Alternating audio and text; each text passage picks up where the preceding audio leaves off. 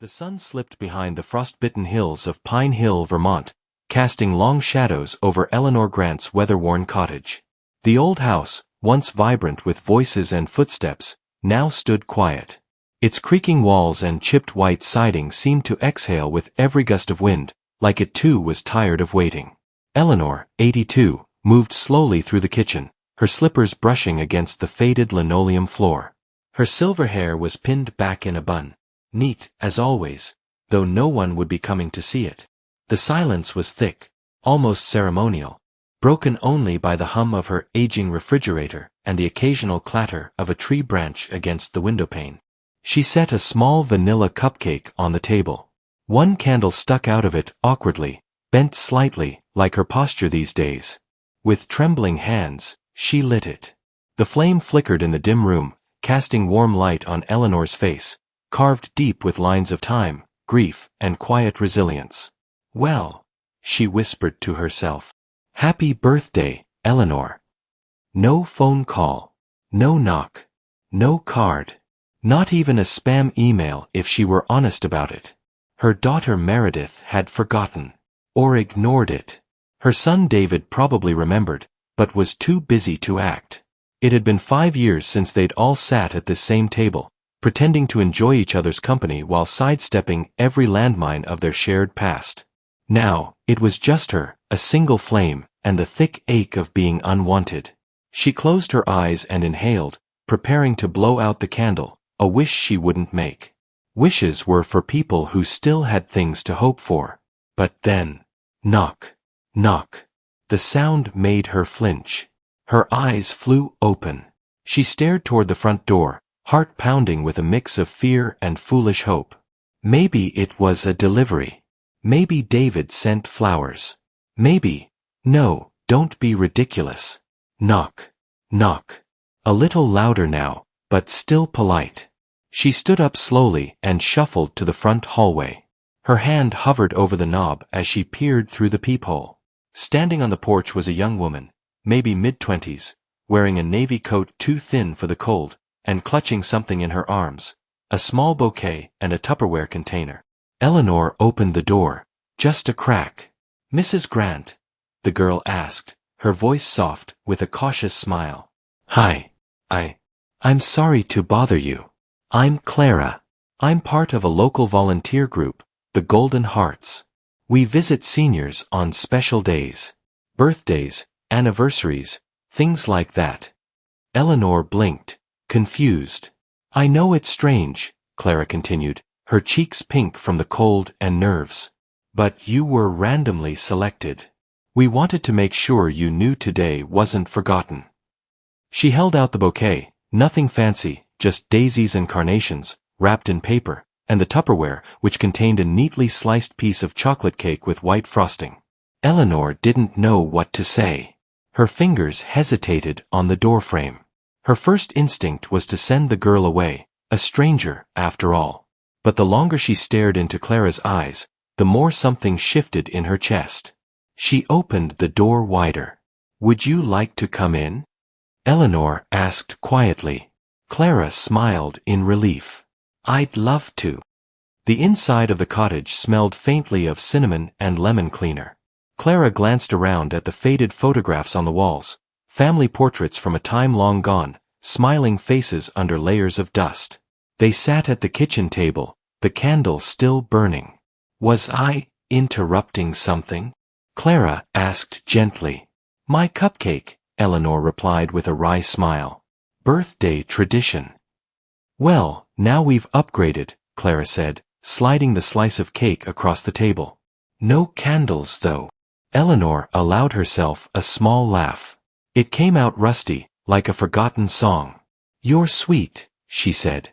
"No one's brought me cake in a long time." As they ate, Clara asked polite, simple questions.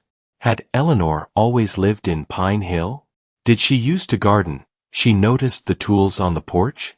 Did she like music? Eleanor, skeptical at first, found herself answering. Talking. Laughing, even. Clara listened without interruption, her wide brown eyes full of warmth. Then came the moment Eleanor didn't expect. They were sitting quietly. Clara had just finished her slice of cake, and as she stared out the window at the snowfall starting again, she began to hum. A soft, haunting melody, slow and familiar. Eleanor froze. Her spoon stopped midway to her mouth. "What is that?" she asked. Clara blinked, confused. "Oh, just a lullaby. It's been stuck in my head for years. I think I heard it on an old record once. My dad used to." She cut herself off. But Eleanor wasn't listening anymore. Her chest tightened. Her eyes glistened. That lullaby wasn't just any melody. It was hers. One she made up when her children were little. Never recorded. Never sung outside of her home. A private comfort for her son Marcus, when he couldn't sleep, when he had nightmares. Her hands trembled on the table. "How do you know that song?" Clara's face went pale. I must have, maybe I heard it somewhere." Eleanor stood, her voice rising. "No. No one knows that song. No one but me and—" She stopped. The air between them shifted. The warmth drained. Clara looked down. Her fingers twisted in her lap. "I wasn't honest," she whispered. "About why I came." Eleanor's heart thudded. "What are you saying?" Clara met her eyes, suddenly full of tears. "You don't know me, Mrs. Grant. But I know you. I've been looking for you for a long time." "Why?" "Because," she said, her voice breaking, "I think I'm your granddaughter." The words hung in the air. Impossible. "My father's name was Marcus. Marcus Grant." Eleanor's knees gave out as she collapsed back into the chair, stunned. Her hands flew to her mouth. She hadn't heard that name spoken aloud in 30 years. "He told my mom things. About you. About this house. And that song, he used to hum it to me when I was little." Clara fumbled into her coat pocket and pulled out a small, folded object. "And this is yours, isn't it?" She handed over a torn photo. The left half of a picture. A young man with soft eyes and a crooked smile. A smile Eleanor hadn't seen in 3 decades. Marcus. It was the last photo she ever took of him, the night before he vanished. Eleanor's fingers trembled. Her throat tightened, grief rising like a flood she thought long buried. Outside, the wind howled. Snow began to fall in heavy flakes against the window. Inside, time bent. The candle on the cupcake flickered, still lit, as if the universe had paused its breath, waiting for what would come next. The photograph trembled in Eleanor's hands as if it carried not just dust and time, but the weight of everything left unsaid. She stared at Marcus's face, frozen forever in his early 20s, with that same smirk he used when teasing her, the hint of rebellion that lived just beneath his charm. Now, across the table, a young woman with tear-filled eyes and shaking shoulders sat barely breathing. The room was so still, Eleanor could hear the old clock in the hallway ticking, like it had woken up to witness the moment. "This can't be true," Eleanor whispered, finally breaking the silence. This is impossible." Clara flinched. "I know it's a lot. You say you're my granddaughter?" Eleanor's voice wavered, somewhere between disbelief and fear. "That Marcus, he had a child?" Clara nodded. "With a woman named Sandra. My mom. I was born 2 years after he disappeared. He never came home, and she told me. Pieces. Not everything. Just that he was gone, and it had something to do with his family. That something happened." Eleanor's spine straightened in her chair. Her knuckles whitened around the edge of the photo. "No," she said coldly. "That's not what happened. He ran away. He cut us off." Clara blinked. "That's what you were told." "I was there," Eleanor snapped. "He and we had a fight. A bad one. He stormed out. Never called. Never came back. My husband. Richard told me he heard Marcus left the state. That he didn't want anything to do with us anymore." Clara swallowed hard. He didn't want to leave. He had no choice. What do you mean, no choice? Eleanor asked, her voice a rasp now. And why come now? Why wait 30 years to knock on my door? I didn't know about you until a few years ago, Clara said. Mom kept things hidden. But one day I found an old box of letters and notes Marcus had written, some to her, some he never sent. In one, he wrote about you. Said he wished things had ended differently. That you might still care. Eleanor looked down again at the photo. He was my heart, she whispered. But he lied. He betrayed us. Clara hesitated, then asked softly, because he loved someone he shouldn't have?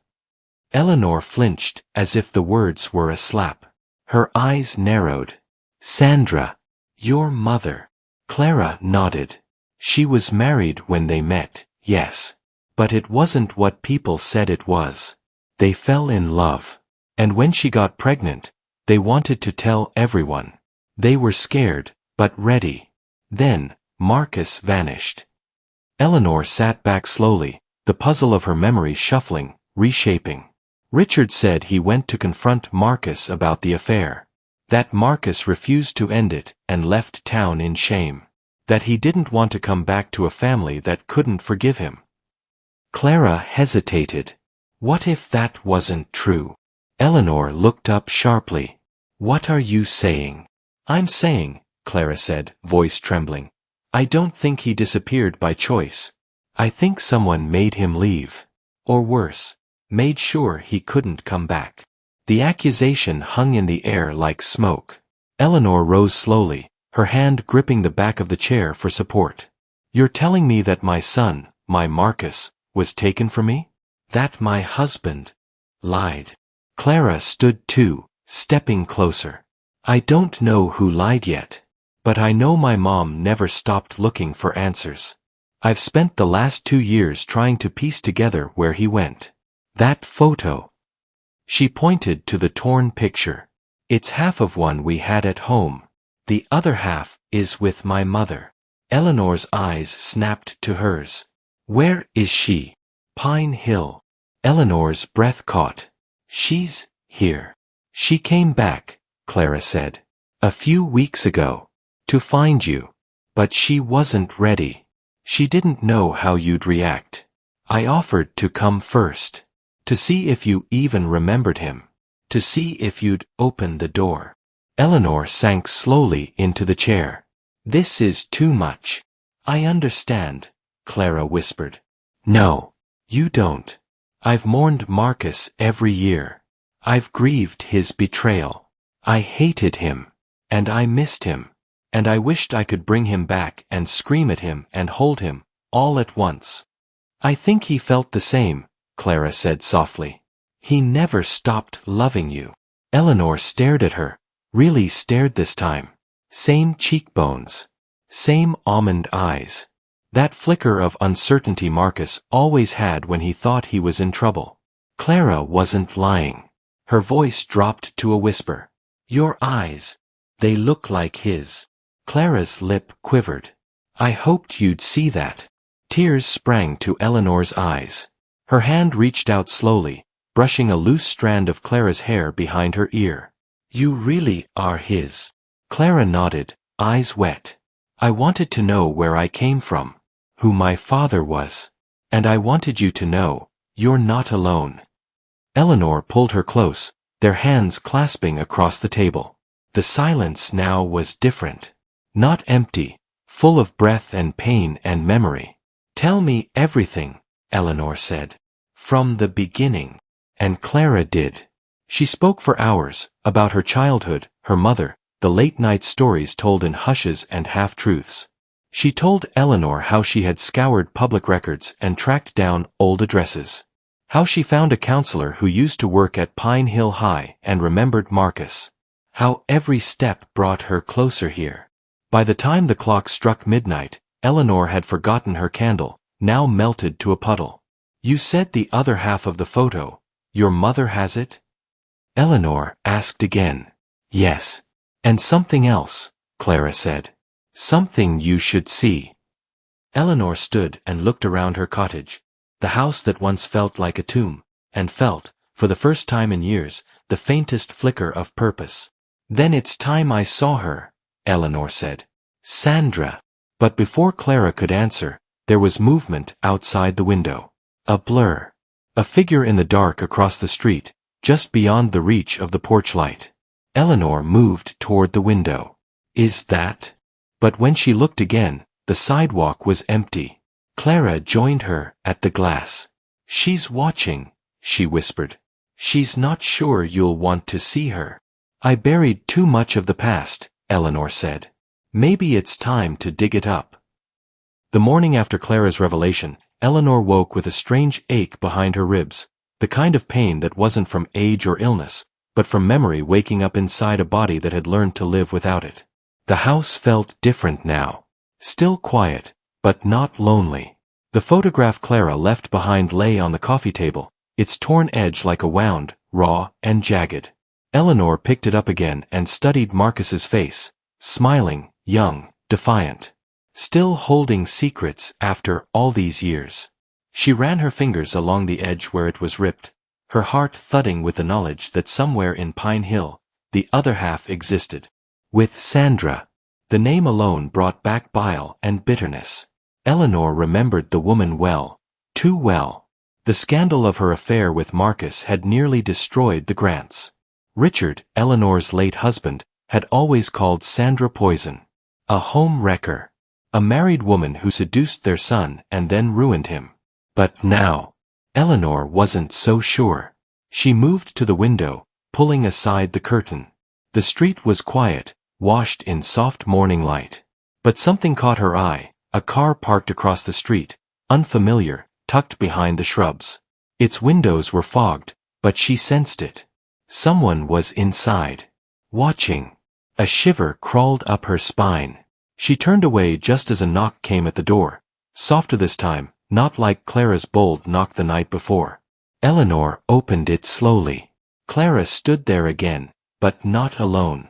Behind her, under a wide-brimmed hat and sunglasses, stood a woman Eleanor hadn't seen in over 30 years. Her hair was streaked with gray now, but the jawline was the same. So were the eyes, guarded but fierce. Sandra. Eleanor stiffened. You've got nerve coming here. Sandra took off her sunglasses and didn't flinch. You would have come looking for me, eventually. I buried Marcus, Eleanor snapped. Buried the memory. And you. You buried the lie, Sandra interrupted. Her voice was steady, but not cruel. I didn't come here to fight, Eleanor. I came because I think it's time you knew what really happened. Clara looked between them, hands clasped. Can we come in? Eleanor hesitated, then stepped aside. 1 hour. That's all. They sat in the living room, tension like smoke between them. Eleanor clutched the torn photograph while Sandra placed her handbag gently on her lap. Start talking, Eleanor said, voice cold but brittle. Sandra exhaled. After Marcus left, I was told by your husband, Richard, to stay away. He threatened me. Said if I ever came near your family again, he'd ruin me. Said I'd already done enough damage. That sounds like Richard, Eleanor muttered. He only wanted to protect the family. No, Sandra said firmly. He wanted to protect the lie. He knew Marcus didn't leave willingly. Eleanor's heart jumped. What are you saying? I'm saying Marcus didn't run, Sandra said. He was driven out. Richard found him, I don't know how, and forced him to disappear. Marcus called me once after he left. Just once. He sounded scared. He said he couldn't tell me where he was. Just that he loved me. That he loved Clara. Eleanor gripped the arms of her chair. But Richard told me Marcus refused to come back. That he chose a new life. Sandra leaned forward. He lied to you. Clara opened her bag and pulled out the other half of the photograph. She handed it to Eleanor, who placed it against the torn edge of her own. It fit perfectly. It showed Marcus standing with Sandra, his arm around her waist, her hand resting gently on his chest. They were happy. Or at least pretending. I didn't even know this photo existed, Eleanor said, her voice cracking. Where was this taken? Upstate New York. We went there the summer before he vanished, Sandra replied. He said it was the only place he felt like he could breathe. He talked about bringing you there someday. Said maybe, one day, you'd all come together again. Eleanor looked away. I waited years for a phone call. A letter. Anything. You didn't get one because he thought it would hurt you more, Sandra said. But when Clara turned 20, he reached out. He wanted to come home. To see you. To explain everything. Eleanor's eyes widened. He was alive then? Sandra nodded. I spoke to him just 5 years ago. He said he was tired of hiding. Said he was ready to face whatever was waiting for him back here. You, Meredith, David, even the town. He was ready. Eleanor blinked rapidly. Then what happened? Sandra's voice dropped. He died. The words echoed like a gunshot. Eleanor stared at her. How? Sandra hesitated. The official report says overdose. But Marcus had been sober for years. He was working at a mechanic shop in a small town north of Albany. No history of relapse. No reason to start again. Eleanor's mouth opened, but no words came. I never believed it, Sandra continued. And then, I found something. She pulled an envelope from her bag and handed it to Eleanor. Inside was a photocopy of a police report. Marcus's name. Date of death. Location, a roadside motel. Cause, heroin overdose. But then, Eleanor's eyes caught something strange. The officer listed on the report, a name she recognized. Detective Ryan Holloway. He was Meredith's ex-boyfriend, Eleanor whispered. Sandra nodded. They dated in law school. That's not a coincidence. I don't understand. Clara spoke up. We think someone contacted Marcus when he tried to come back. Lured him out. And then, he was gone. Again. Eleanor shook her head, numb. Meredith would never. Are you sure? Sandra asked gently. And Eleanor wasn't. Not anymore. She thought about the letters Richard hid, the way he'd always warned them that Marcus was a threat to their reputation. Meredith, always desperate to climb higher, wouldn't tolerate scandal. And David, well, David had always kept his head down, but lately, even he seemed distant. Eleanor looked down at the torn photo, now made whole. Her thumb trembled on Marcus's face. What do we do now? She asked. Clara reached over and placed her hand on Eleanor's. We find the rest of the truth. Sandra stood.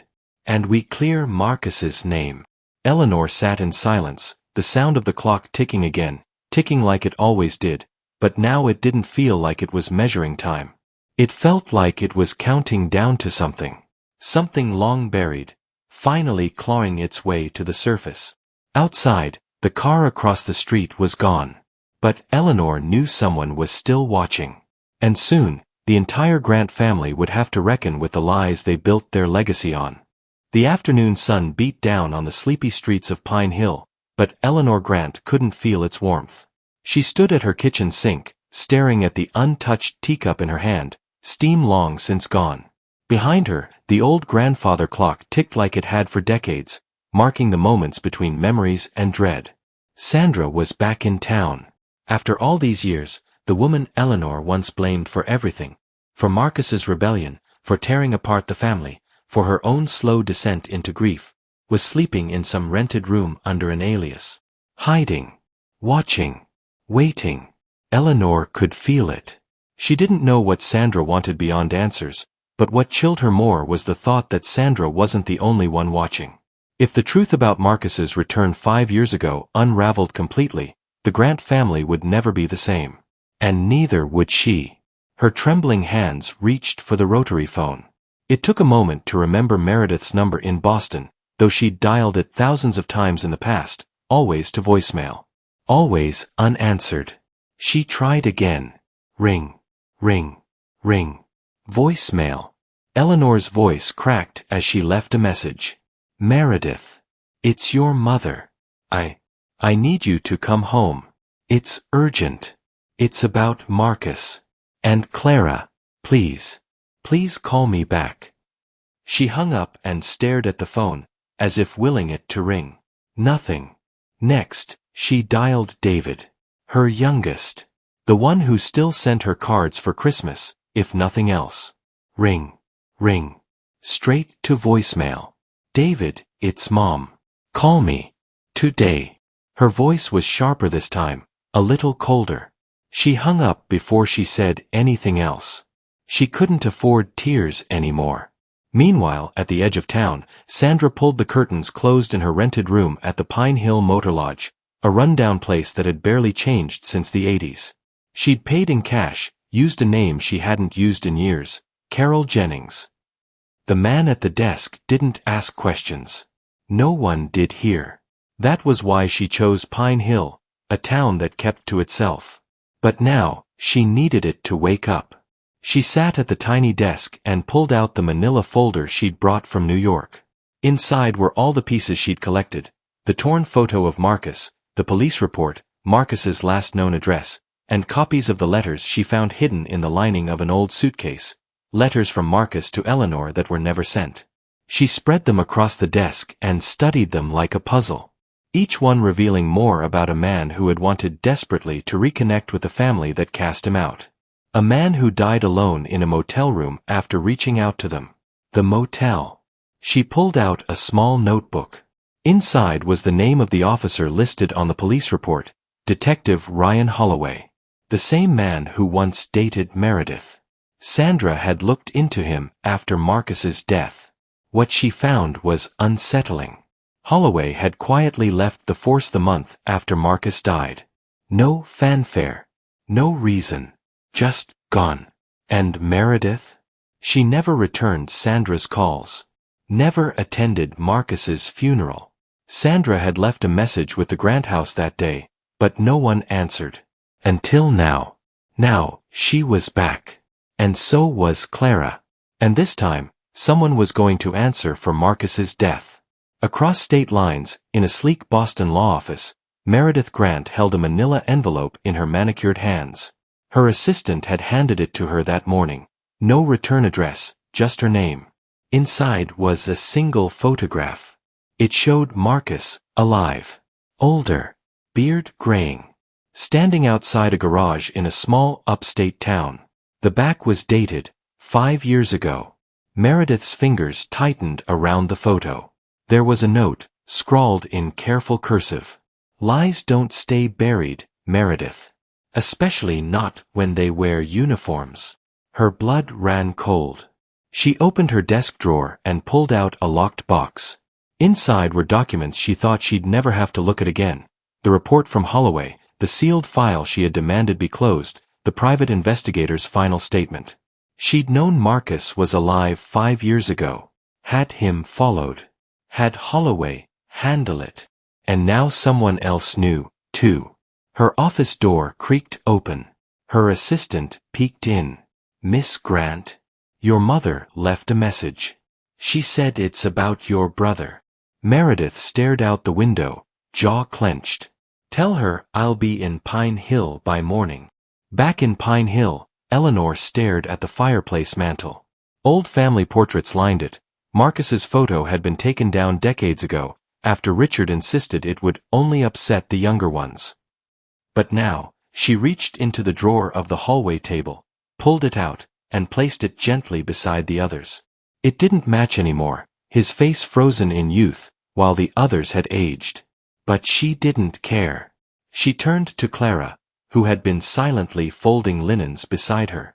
Do you think he forgave me? Eleanor asked softly. Clara looked up. He loved you, even when he was angry. He used to talk about you all the time. About the holidays. How you'd sing with him in the kitchen. He never stopped hoping. Eleanor's eyes welled. I stopped hoping. I let Richard convince me Marcus was gone, that he'd chosen to be gone. I should have fought harder. You were trying to survive, Clara said. Now you're trying to heal. Before Eleanor could respond, the doorbell rang. She wasn't expecting anyone. Clara moved to answer it, but Eleanor stopped her. Let me. She opened the door. And there stood Meredith. Immaculate as ever. Tailored coat. Leather gloves. Eyes sharp as ice. Mother, she said flatly. You called. Eleanor blinked, unsure whether to embrace her or slap her. Instead, she stepped aside. Come in.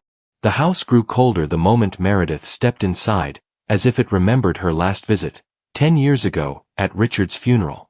Even then, she hadn't cried. Eleanor led her to the living room, where Clara sat quietly. Meredith glanced at the girl with confusion. Who is she? Eleanor didn't flinch. Your niece. Meredith's face hardened. So it's true. Clara stood. Hello, Meredith. I'm Clara. Don't, Meredith snapped. Don't play this like some soap opera reunion. You've been fed lies by a woman who seduced my brother and tore our family apart. Eleanor stepped between them. Stop it, Meredith. She has no right. She has every right, Eleanor said, voice rising. She is Marcus's child. His legacy. And you will treat her with the respect you denied him. Meredith's jaw clenched. I came here because you said it was urgent. Not for some lecture. Clara reached into her bag and handed her the photo. The one from 5 years ago. The one sent anonymously. Meredith's hands barely trembled. Where did you get this? It was with the other half of this, Clara said, pulling out the joined photograph of Marcus and Sandra. Eleanor added, we know about the PI. About Detective Holloway. About the fake overdose. Meredith's expression darkened. Be very careful what you accuse me of, Mother. I'm not accusing, Eleanor said. I'm asking. Why didn't you tell me Marcus was alive? Meredith looked away, but only for a second. Because he didn't want to be found. He had ruined everything once already. I wasn't going to let him do it again. Or maybe, Clara said softly, you didn't want him to ruin your life. Meredith stepped forward. You have no idea what it was like. Cleaning up his messes. Watching our father lose sleep and status because of Marcus's choices. He chose to leave. But he came back, Eleanor whispered. And then he died. A silence fell. And it was then that Eleanor knew Meredith wasn't just hiding something. She was protecting something. Or someone. The garden had always been Eleanor's sanctuary. Even in her youth, she found more peace among the ivy and lilies than in any church pew or ballroom. Richard used to say she talked to her plants more than her family. Maybe he wasn't wrong. Now, in the glow of late afternoon, Eleanor stood beneath the weeping willow her children once played under. A rake in one hand, a folded letter in the other. A letter Sandra had slipped to her before leaving the house that morning. No words, just a date. September 17th, 2020. The day Marcus died. The day no one had told her the truth. She looked at the flower beds Marcus had once helped her plant as a boy. They were still here, still blooming. But something about the soil felt different. Too disturbed. Too fresh for this season. She knelt and touched the earth. Her fingers brushed against something not quite dirt, not quite stone. Something man-made. She hesitated, then began to dig. After a few shallow strokes with her rake, she saw it, the edge of a rusted metal box. About the size of a loaf of bread. The kind that looked too out of place in a flower bed. She dug it out with bare hands, her knuckles raw, her heart pounding. Inside, wrapped in old newspaper and cloth, was a bundle of items, a flash drive, a folded envelope, and a small black velvet pouch. Eleanor's hands shook as she opened the envelope. Inside was a single sheet of paper. If anything happens to me, give this to Clara. M. She stared at the flash drive. There were no markings, no label. No way to know what it held. just that it had been buried, deliberately, in her garden. She didn't know who had placed it there. Marcus? Sandra? Someone else? But she knew it was meant to be found. And now, she feared what would happen next. Back inside, Clara sat at the kitchen table with David. He had returned that morning without warning, after 3 years of radio silence. No calls. No emails. Just silence. But he had come. Clara had never met her uncle before. She had only seen his face in a photo once, tucked inside Marcus's wallet. David was quieter than Meredith. Kinder too. But there was something haunted behind his eyes. Something she recognized. "So," he said, stirring sugar into his tea. "You're my niece." Clara smiled faintly. "Guess so." He looked up at her. "I never knew. About you. About any of this. Meredith told us Marcus ran off with some woman and overdosed in California." Clara raised an eyebrow. "California?" David nodded slowly. "That's what Dad told us. That Marcus was never coming back. Meredith made it sound like he was dangerous. Unstable. A disgrace." Clara looked down. "He wasn't." "I believe you," David said, his voice barely above a whisper. "But Meredith controls the narrative in this family. She always has." Eleanor entered through the back door, clutching the box like it was a piece of her soul. Both Clara and David turned. "I found this," she said, her voice trembling. "In the garden." Clara's eyes widened. "What is it?" "I don't know. But it's from Marcus. For you." They opened the pouch first. Inside was a locket. Gold. Worn. Clara's fingers brushed it open to reveal a tiny photograph, baby Clara in Marcus's arms. She gasped softly. "He kept this." David stared at the image. "That looks like it was taken in his apartment, back in Albany." "Wait, you visited him?" Eleanor asked. David hesitated. "Once. Years ago. I was 20. Meredith didn't know. I found him through a friend. I wanted to see for myself if what she said about him was true." "And was it?" Eleanor asked. David's voice cracked. "No. He wasn't perfect, but he wasn't what they said." "Why didn't you tell me?" she asked. "Because I was scared. Of Meredith. Of what Dad would do." Clara gently took the flash drive from the box. "I think we need to see what's on this." They gathered around Eleanor's old laptop, still functional, though it groaned with age. David helped plug in the flash drive. Inside was one video file. Clara_final.mov. Clara clicked play. The screen flickered. And then, there he was. Marcus. Older. Worn. But smiling. "Hey, Clara," he said softly. "If you're watching this, it means I didn't make it back to you." Eleanor covered her mouth. Her son's voice was like a ghost. A bomb and a wound all at once. Marcus continued. "I wanted to leave something behind. Something real. Something they couldn't erase." He took a breath. "I didn't leave you by choice. I didn't leave Mom by choice either. Dad made me disappear. Paid people to keep me away. Meredith helped." David's eyes widened. Eleanor froze. "They said I was a threat to the family. To their legacy. Dad told me if I ever came back, he'd bury everything I loved. Including you, Clara." The video jumped slightly, the quality degraded. "I've been working at this shop upstate. Quiet life. But last month, someone showed up. Said they were from the family. They warned me not to return. Gave me a number to call. It was Holloway." Marcus's eyes were hard now. "I knew Meredith was behind it. She always had a leash on him." The video began glitching slightly. "I don't know if I'll survive trying to come back. But if I don't, Clara, fight. Find Mom. Tell her the truth. Tell her I never stopped loving her." Or you. A long pause. They may have buried me. But they can't bury the truth forever.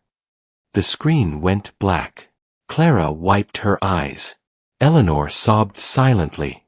David turned pale. They knew he was alive. All these years. And they let him die, Eleanor whispered. No, Clara said quietly. They made him die. That night, thunder rolled in from the north, casting shadows through the Grant estate's long windows. Meredith, who had returned from her brief hotel stay to discuss things properly, sat alone in the study. She read the text on her phone again. The garden gave up its secret. You should start digging too. See. Her grip tightened. The walls she'd built were cracking. The truth was seeping through, and no reputation would survive what came next. She picked up the phone and dialed a number. It rang once. Then a voice. Yeah. It's Meredith Grant, she said. We have a problem. A pause. Then the voice answered. You mean Clara? No. I mean my mother. Pine Hill had not seen all three remaining Grants under one roof in over a decade. The house, once stately, now groaned with the weight of withheld truths. The walls, faded and lined with family portraits, seemed to lean in, as if desperate to hear what had been left unsaid for too long. Eleanor sat at the dining table, the same one where her children had once blown out birthday candles, argued over college applications, and passed down silverware like heirlooms. But now, it served as a battleground. At the head, she waited, face lined, spine straight, a woman reclaiming her place. David sat beside her, torn between disbelief and fury since watching Marcus's video the night before. He hadn't spoken much since. He didn't need to. His silence was its own kind of indictment. The doorbell rang. Clara opened the door before Eleanor could get up. Meredith stood there in her crisp beige suit, her hair pulled back like armor, eyes as sharp as ever. You wanted a family meeting, Meredith said, stepping inside without waiting for a greeting. Let's have one. She barely glanced at Clara. Eleanor nodded stiffly. Sit. The room held its breath as Meredith placed her designer handbag down and took a seat across from Eleanor. Before we start, Meredith said coolly, I want to be clear, I've spoken with my legal team. If there are accusations flying today, I expect facts, not emotion. Clara gave a slight laugh under her breath. Interesting. I thought family meetings were for feelings. Meredith's jaw tightened. You're not family. I am, Clara replied softly. You just didn't know about me. Or maybe you did. David cleared his throat. She's Marcus's daughter. That makes her blood. Meredith rolled her eyes. And Marcus was, a drug addict and runaway. I don't owe anything to his legacy. You owe the truth, Eleanor said sharply. We all do. She stood, holding a stack of worn envelopes, the ones she had found behind the attic's loose wallboard just that morning. They were addressed to her, but never delivered. Letters from Marcus. All marked return to sender in her late husband's unmistakable handwriting. She threw them on the table. He wrote me, she said, voice cracking. Dozens of times. Begging me to listen. But Richard made sure I never saw a single one. David picked one up, scanning the shaky handwriting. This one's from 2004. He was in Vermont. Meredith remained stoic. I didn't know about the letters. No, Eleanor said. But you knew he was alive. You knew 5 years ago, when he tried to come back. David turned to his sister. You hired a private investigator. That's a lie, Meredith said. Clara pulled something from her bag, a thin manila folder, worn at the corners. I found this in your office files. You left your briefcase unattended during your last visit. Poor oversight for someone so careful. She slid the folder across the table. Meredith opened it. Inside was a receipt. April 18, 2020. Payment made to Holloway Investigations. Notes referencing Marcus Grant. Attached was a report, A description of Marcus's whereabouts in upstate New York. Dated June 2, 2020. The last time he was seen alive. Meredith's face paled. David slammed his hand on the table. You knew. You found him. I didn't. Meredith faltered. I didn't think he'd actually reach out. He was unstable. I was protecting the family. From what? Eleanor snapped. From love. From reconciliation. From scandal, mother, Meredith spat. He had a child with a married woman, disappeared, turned up in rehab twice, and suddenly reappeared claiming to want a second chance? What was I supposed to do? You were supposed to tell us. David roared. You didn't even give us a chance to decide for ourselves. Clara stepped forward. Her voice was quiet but steely. You weren't protecting the family. You were protecting yourself. Meredith turned sharply to Clara. You don't know me. I know you forged Marcus's death certificate, Clara said. Silence fell over the room like a dropped curtain. Eleanor's breath hitched. David's face went slack. What? Eleanor whispered. I found it, Clara said. Tucked behind a false wall in the study's cabinet. Dated 2020. Cause of death, opioid overdose. Signed by Holloway, but notarized through your firm's system, Meredith. You submitted it as legal documentation. Meredith didn't speak. She couldn't. David stared at her in disbelief. He didn't die of an overdose. He was clean. Sandra said he was working, stable, even reaching out. And then, Clara interrupted gently, he contacted you. And days later, he died. Eleanor sat down slowly, as if the truth had physically knocked her legs out from under her. Meredith stood, clutching the table. You don't understand the pressure I was under. The firm was vetting me for partner. The last thing I needed was my long-lost addict brother showing up with a love child and a sob story. He was your brother. Eleanor screamed. He was my son. Tears fell freely now. David stood and walked to Eleanor, placing a protective hand on her shoulder. Clara stepped back, letting the family spiral, holding the fire but not fueling it. After a long, choking pause, Eleanor wiped her eyes. Her voice was colder now. You are no longer part of this house, Meredith. You can't be serious. I rewrote my will, Eleanor said. Yesterday. With a new lawyer. This house, the land, the inheritance, it's going to Clara. David blinked. Wait, all of it? Eleanor nodded. I have nothing left to give to the children who abandoned their brother and left me to rot in my old age. Clara came back. She sought the truth. She has more Grant in her than either of you. Meredith laughed, not a joyful sound, but a bitter, rattling scoff. So this is your revenge? Hand everything to a stranger and die satisfied. She's not a stranger, Eleanor said. She's family. For the first time since entering the house, Meredith looked shaken. Not angry. Not calculating. Just uncertain. What happens next? She whispered. We dig deeper, Clara said. Marcus didn't just die. Someone made sure he disappeared. David looked up. And someone else helped cover it up. Meredith said nothing. But her silence was an answer. That night, Clara sat in the study alone, Eleanor's will freshly printed and folded on the desk beside her. She looked out the window. The garden seemed different now, no longer sacred ground, but a burial site of betrayal and memory. From the desk drawer, she pulled out the locket again. Marcus and her, frozen in a photo neither had lived long enough to frame. As she ran her thumb over the image, something inside the drawer shifted. A small tape cassette, unlabeled, dusty. Clara squinted.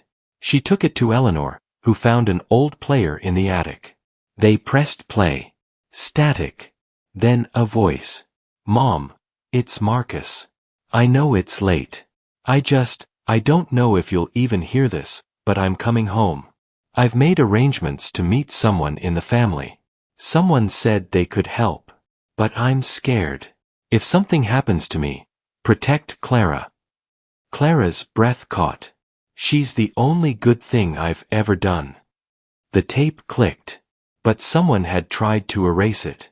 And now they had to find out who. The cassette still sat on the table, rewound and played more times than Clara could count. She had memorized every pause, every breath, every trace of fear in her father's voice. But now, those final words echoed in Eleanor's mind louder than anything else. She's the only good thing I've ever done. That night, the rain returned to Pine Hill, as if the heavens had been keeping time with Eleanor's grief. The house felt more like a mausoleum than a home, filled with ghosts, not memories. Clara stood in the hallway near the study, arms crossed as she watched Eleanor clutch the locket Marcus had given her. The old woman didn't cry. She'd moved past that stage. This was colder now, the kind of still grief that clung to your bones. He was coming home, Eleanor whispered. I know, Clara said. He wanted to see me. I know. They stood like that for several moments until Eleanor finally turned her gaze to Clara. You said Sandra believed someone in the family killed him. Clara hesitated. Yes. Eleanor nodded slowly. Then it's time she told me everything herself. The next day, Clara arranged the meeting. Sandra agreed to come only under one condition, no one else but Eleanor. No David. No Meredith. The cafe was quiet, tucked off Main Street, with dusty booths and bottomless coffee. Eleanor hadn't been there in years, not since before Richard passed. She remembered the last time she came. Marcus was 10, and they had shared a slice of cherry pie. It had been his favorite. When Sandra walked in, she looked almost ghost-like, pale, tense, eyes bloodshot from years of secrets.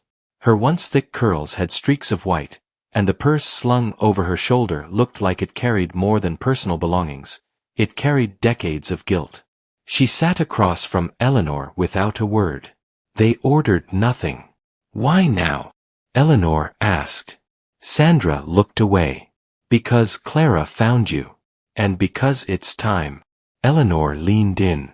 You said Marcus was murdered. That someone in this family was involved, Sandra interrupted. I never said I knew who. Eleanor narrowed her eyes. Then tell me what you do know. Sandra took a deep breath. Marcus and I moved to upstate New York in 2007. We used different names. He was going by James Wallace. He cleaned up. Started painting again. He built furniture. He was peaceful. But he always felt the pull. He wanted to reconnect with you. Why didn't he? Because he thought you hated him, Sandra said. He thought your silence meant he was dead to you. He didn't know your husband was intercepting his letters. Eleanor gritted her teeth. 5 years ago, Sandra continued, he found out Meredith had become a partner at a major law firm. He said if anyone could help him explain things, it would be her. That she might mediate, get through to the rest of you. Eleanor scoffed. She hasn't had compassion since she was 12. Sandra opened her purse and pulled out an envelope, yellowed and sealed with clear tape. She slid it across the table. What's this? The last letter Marcus wrote before he disappeared. I kept it, thinking one day I'd give it to Clara. But it's yours. Eleanor opened the envelope. Inside, a neatly folded piece of lined paper. Mom, I'm scared. I'm going to meet Meredith. She agreed to see me, said we should talk. Maybe this is a trap, I don't know. But I'm doing it. If I don't come back, please know I tried. I never stopped loving you. Marcus. He left that on our kitchen table the night he died, Sandra said, her voice cracking. He was wearing his best coat. Clean-shaven. Nervous. But hopeful. Eleanor closed her eyes. And then. He never came back. Hours passed. I called his phone, no answer. I waited 3 days before I went to the police. And they didn't find him? No. They claimed he must have overdosed and wandered off. No body. No evidence. Just assumptions. Clara had told Eleanor about the forged death certificate, the phony overdose, but hearing it firsthand made it feel like a second funeral. Then 6 months later, Sandra continued, I get a phone call from a blocked number. A man's voice. Said Marcus had gotten involved with the wrong people. That I should stop asking questions. Then he hung up. You told the police? They brushed it off. Said it was probably a hoax or a scam. Do you recognize the voice? Sandra looked up, slowly. No. But I remember one thing. He said Marcus had gone to meet someone from the family. His words. Not mine. Eleanor stared down at the letter in her hands. It shook in her grasp. Do you think it was Meredith? I think she arranged the meeting, Sandra said. But I don't know what happened after. Back in Pine Hill, David stood by the fireplace in the living room, thumbing through one of Marcus's recovered letters. Clara was on the couch nearby, laptop open with scanned documents, including the falsified death certificate. I keep going over it, David said. Marcus said he was meeting someone. The voicemail says he was scared. But why not call me? I would have helped. Maybe he didn't think you'd want to, Clara said. He and Meredith were close once. Maybe he believed she could fix things. David shook his head. She's never fixed anything in her life. She buries it. Hides it behind contracts and legalese. He looked up. Do you think she had something to do with it? Clara didn't answer right away. I don't think she meant to kill him, she finally said. But I think she sent him into a situation she couldn't control. David nodded. That tracks. He walked to the bookshelf and pulled down an old photo album, one he hadn't touched since high school. Tucked in the back was a picture of him and Marcus as teens, arms slung around each other's shoulders. I saw him, David said suddenly. Clara turned to him. I saw him. The night he died. What? He came to me. I didn't want to say anything in front of Mom. Why? Because I left him, David whispered. I told him to get lost. I was angry. Thought he was just showing up to stir trouble again. He begged me to come with him to see Meredith. Said she was waiting. Did you? No. I told him I was done with the drama. That he should go fix things himself. Clara stood. So you were the last person to see him? David nodded, shame thick in his voice. As far as I know, he got into a car with someone. I assumed it was Meredith. But I never saw her. Just a black SUV. Tinted windows. Clara's mind raced. What if it wasn't her driving? David blinked. Then who was? That night, Meredith sat in her hotel suite on the edge of town, staring at a file folder labeled James Wallace, closed. Inside were legal documents, photos of Marcus in upstate New York, a note to herself dated 5 years ago. Meeting arranged. Confidential. John has agreed to handle transport. Do not involve firm. She crumpled the paper. John. Her ex-boyfriend. A police officer at the time. Now missing. Meredith poured herself a drink. In the silence, her phone buzzed, a private number. She didn't answer. A voicemail dropped. She played it. A voice. Male, low, familiar. Thought you might want to know. Someone's been asking about the night you called me. Someone's digging. Then silence. Meredith's glass slipped from her fingers and shattered. The morning fog had settled low over Pine Hill, blanketing Eleanor's home in a shroud of white silence. Inside, the Grant house was anything but quiet. Eleanor sat at the head of the dining room table, not for breakfast, but for business. In front of her lay a fresh copy of her rewritten will, typed neatly by a local attorney who hadn't dared ask why the sudden change. She didn't need a reason. She was 82. And finally, she had something worth protecting. Across the room, Clara paced with a tense rhythm, the old cassette tape in her hand like a relic from another lifetime. David sat slouched in the corner armchair, sleep-deprived and sullen. Meredith hadn't arrived yet. "She's going to lose her mind," David muttered. "If you tell her you're leaving the house to Clara, she'll make this a war." Eleanor didn't flinch. "Let her. She's already made a battleground out of this family. I'm just drawing the map." Clara stopped pacing. "Are you sure about this? I never came here for anything but answers." "You deserve more than answers," Eleanor replied softly. "You deserve a place to belong. Marcus would have wanted that." A knock at the door interrupted the room's static energy. Meredith. She swept in, lips pressed tight, heels clicking like a countdown, holding a leather tote bag stuffed with paperwork. Her eyes darted to the table, narrowing when she saw the legal documents. "What's this?" she asked sharply. "My will," Eleanor said, her voice composed. "Your new will," Meredith snapped, sliding into a chair. "Rewritten. Without consulting anyone." "I didn't need to," Eleanor replied. "This is my house, my land, my right." David groaned. "She's not giving it to you, Meredith. That's the problem, isn't it?" Meredith's face twisted. "You're leaving it to her?" She pointed at Clara like an accusation. "Yes," Eleanor said plainly. "And if you knew the things I've learned, you'd understand why." Meredith crossed her arms, jaw tightening. "You've known this girl a week. A week. And you're dismantling everything our family built." "No," Eleanor said, her voice shaking just slightly. "You did that. The moment you put your career above your brother's life." David stood. "She has proof, Meredith. You arranged the meeting. Marcus died that night. Don't act like you don't know what happened."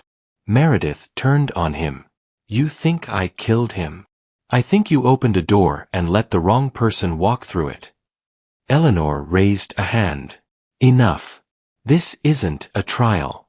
The court won't give me Marcus back. But I can give something to the only piece of him left." Meredith scoffed, pulling something from her tote, a thick manila folder.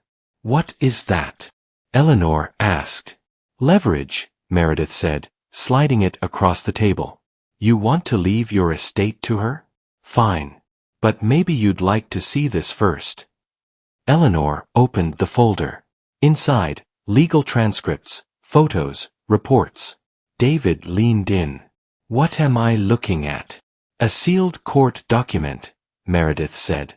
"From 2019. Clara's mother, Sandra, was arrested in Albany. Fraud. Identity theft. She was going by a different name, Elaine Monroe." Clara went pale. "That's not true." "It is," Meredith said. "She was never charged, the case was dropped. But it happened. And if you don't believe me, keep reading." Eleanor's fingers trembled as she flipped through the file. Sandra's mugshot stared back at her. Hollow eyes. A time-stamped record of desperation. "She was trying to protect my father," Clara whispered. "Or herself," Meredith shot back. Clara turned to Eleanor. "She was hiding from the people who came after Marcus. She changed her name to protect me, to give us a fresh start." "And the courts just let her go?" David asked. "They had no proof she committed a crime. She'd used a false name on a rental lease and applied for a job with it. No money stolen. No victims. It was survival, not deception." Eleanor closed the file. "And none of this changes who you are." Meredith stood, fuming. "You're going to throw us away for this? For a girl you've known 8 days?"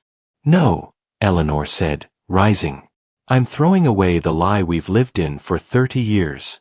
I'm finally doing what I should have done when Marcus vanished, asking why, and who, and how. Not just believing what your father told me." Meredith's face darkened. "You don't know what you're doing." "Yes, I do," Eleanor replied. "For the first time in my life, I do."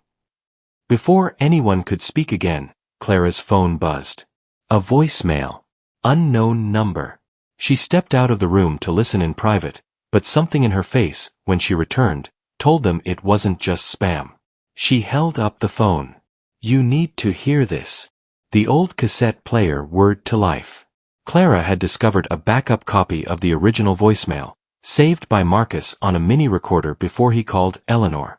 He must have feared it might never be heard. His voice cracked, almost inaudible under the static. Mom, if this reaches you, I'm sorry. I should have come sooner.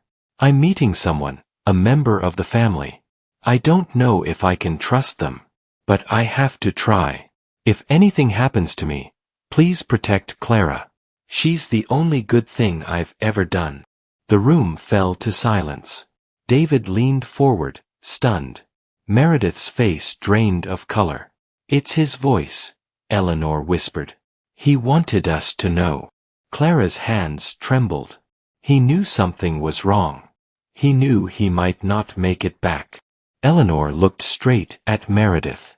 You never told me he reached out to you. Meredith swallowed. I thought I could handle it. I thought I was helping. David's voice hardened. But you sent him into the lion's den, didn't you? Meredith said nothing. Eleanor stood up and walked toward the fireplace, holding the cassette in her hands like it was sacred. No more secrets, she said. But Clara's phone buzzed again. Another voicemail. She played it on speaker. This is Officer John Rafferty.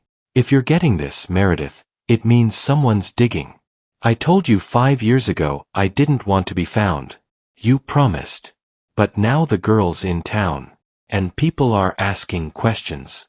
Keep her quiet, or they'll come for you too. Everyone froze. David whispered, He's alive.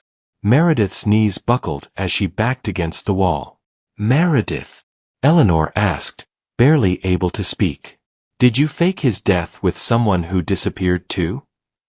Meredith shook her head, panic in her eyes. He said he'd handle it. I didn't know he'd go off the grid. You knew Marcus never made it to the station, Clara said, stepping forward. You knew something happened, and you never told us. I was trying to protect my career. Meredith snapped. You think anyone at my firm would keep me if they knew I arranged a meeting that led to a disappearance? My ex-boyfriend helped me cover it up. Then he vanished too. What was I supposed to do? Tell the truth, Eleanor said, voice trembling. Tell me. For once, Meredith had no defense. That night, Eleanor stood by the window as rain once again fell softly on Pine Hill. Clara joined her, holding the cassette player in one hand and a cup of tea in the other. You okay? She asked. No, Eleanor said quietly. But I will be. She lit a candle, not for grief this time, but for truth. For Marcus. For Clara. Tomorrow, she said, we gather everyone. No more fragments. No more whispers. Clara nodded. Outside, the wind howled. But inside, something had shifted, the beginning of reckoning. The next morning brought no peace. In Eleanor's parlor, sunlight filtered through faded lace curtains, streaking across the time-worn furniture like silent reminders of everything that had been lost. She sat with her hands wrapped tightly around a teacup that had gone cold, while Clara stood by the cassette player, her thumb hesitating over the play button. David sat hunched at the far end of the room, elbows on knees, eyes locked on the floor like he was bracing for an earthquake. Meredith, summoned by Eleanor once more, stood near the mantel, arms crossed defensively, as though armor alone could shield her from what was about to be heard. Clara looked at Eleanor for permission. Eleanor gave a small nod. Let it play. The tape whirred. Marcus's voice, weary and ragged, filled the room. If you're hearing this, I guess I didn't make it. Or maybe I chickened out. I don't know. I've thought about this day 1,000 times, coming back, walking up to that porch like I never left. But too much has happened. Too much time, too many lies. I don't know who to trust anymore. His voice cracked. I'm meeting someone from the family tonight. Someone reached out. Said it was time. I'm scared, Mom. You have no idea what it cost me to stay away, and even more what it's costing me to come back. The room had gone still, breaths held. If anything happens to me, protect Clara. She's the only good thing I've ever done. She deserves better than I ever gave her. I should have fought harder. I should have come back for you. For her. I'm sorry. Static buzzed, and then, they'll say I overdosed. Don't believe it. Not for a second. The tape clicked off. Nobody moved. Eleanor blinked, slowly, her lips parted but no words forming. She reached for the armrest as if the very room were tilting. He knew, David said quietly. He knew what they'd say. Meredith's arms dropped to her sides. That's not proof. David stood suddenly. You want proof? He said someone from the family reached out, and the only person we know who talked to him that night was you. I didn't kill him. Meredith snapped. I told you. He reached out to me. I arranged for him to meet someone, a contact I had. I thought he was going to rehab. I didn't think. You didn't think at all, Eleanor interrupted, her voice cold. You sent him into something dangerous without a word to anyone. You let your father convince you he was a disgrace, and when he reached back out, when he tried to come home, you treated it like a scandal to be hidden. Meredith's face twisted. Don't you dare blame me for everything. He disappeared on his own 30 years ago. He cut us off. I had no way of knowing who he was anymore. But he knew you, Clara said quietly. He trusted you. And that trust killed him. Meredith shook her head, panic creeping into her expression. No. I wasn't the last person who saw him. Ask David. He admitted he met with Marcus too. All eyes turned to David. David's jaw tightened. Yeah, I met with him. At McPherson's diner. I sat across from him for an hour. He looked better than I'd seen him since I was a kid. He said he was clean, he had a new job. He was going to come back, make things right with you, Mom. But he wanted to see Meredith first. Why? Eleanor asked, her voice almost broken. Why her? Because she still held the key to that old arrest record. He thought she could clear it, make his record go away so he could start over. And he thought maybe, if she could forgive him, you would too. Clara stared at Meredith, voice trembling. But he never made it to you, did he? Meredith swallowed. He did. But I didn't meet him in person. I sent someone. John Rafferty. The cop. David asked. The one who's gone missing? Yes, she said softly. He used to be more than a friend. We were close, a long time ago. He owed me a favor. I thought he could help Marcus quietly, without bringing attention to the firm, to me. You sent a dirty cop to pick up your brother like a package, David spat. You didn't think what that would mean? I didn't know he was dirty, Meredith shouted. Back then, he was just someone I trusted. I didn't know what he was into. And after Marcus disappeared, so did John. I never heard from him again. Until his voicemail, Clara whispered. He told you to keep me quiet. He knew I was digging. Eleanor rose slowly from her chair. You've lied to me before, Meredith. But now you've lied about him. About your brother. And I'm done protecting you. Meredith's eyes welled. Mom. No, Eleanor snapped. Don't. Not this time. David's eyes darted between them. What about Rafferty? If he's still alive. We find him, Clara said, resolute. We find out what happened that night. He's the last thread. Meredith looked sick. You won't find him. He's been gone for years. You're chasing ghosts. Then let them haunt us, Eleanor said.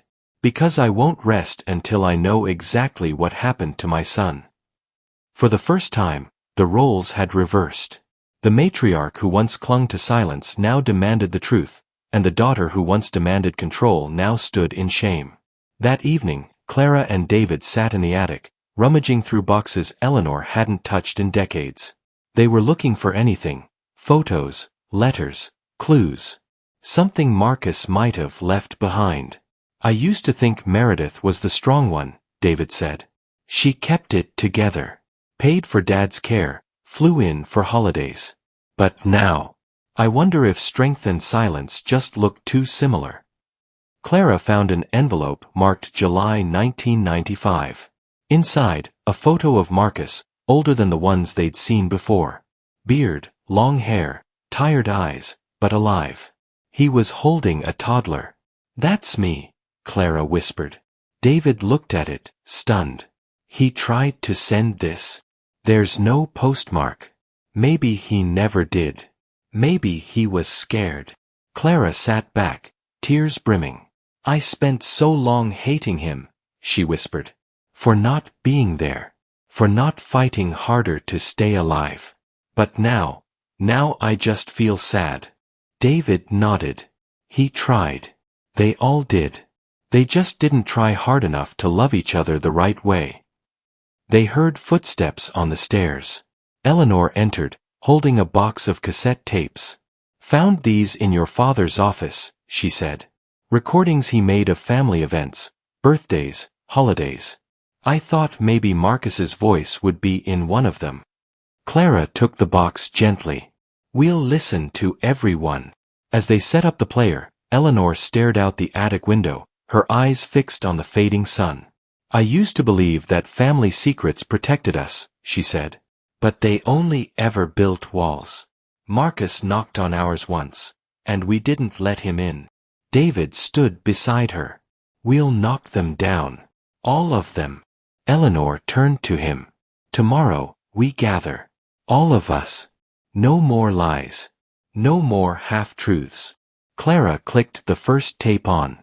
A child's laughter spilled into the room, followed by a voice. "Happy birthday, Meredith. Say thank you, Marcus." It hit them all, the warmth in his voice, the youth, the hope. Eleanor wept quietly. He was gone. But not silent. Not anymore. The Grant home, long silent under years of dust and secrets, now hummed with tension. Eleanor, dressed in a dark navy sweater that once belonged to her late husband, stood at the front window. Morning fog curled around the garden like ghostly breath, muffling the sound of birds and cars alike. Behind her, the house stirred with reluctant family. Meredith in the kitchen pouring coffee with shaky hands, David in the living room flipping through old photo albums, Clara upstairs, her hands carefully clutching the backup cassette tape like it was sacred.